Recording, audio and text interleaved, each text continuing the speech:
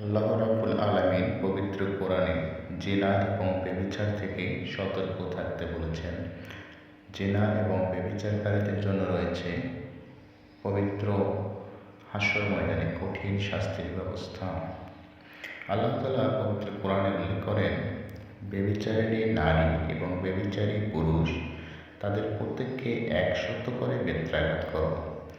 আল্লাহর বিধান কার্যকরকরণে তাদের প্রতি যেন তোমাদের মনে কোনো দয়ার উদ্বেগ না হয়। যদি তোমরা আল্লাহর প্রতি ও পরকালের প্রতি বিশ্বাসী হয়ে থাকো, মুসলমানদের একটি দল যেন তাদের প্রতি শাস্তি প্রত্যক্ষ করে। সূরা আন-নূর আয়াত 2। আল্লাহ তাআলা আরও বলেন, যারা সতী নারীর প্রতি অপবাদ আরোপ করে অতঃপর স্বপক্ষে 4 জন পুরুষ সাক্ষী উপস্থিত করতে পারে না, তাদেরকে 80টি বেত্রাঘাত করবে এবং কখনো তাদের সাক্ষ্য কবুল করবে না। এরাই নাফরমান।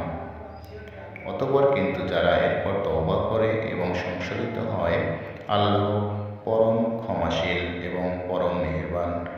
সূরা 24 আন-নূর আয়াত সংখ্যা 4 থেকে 5।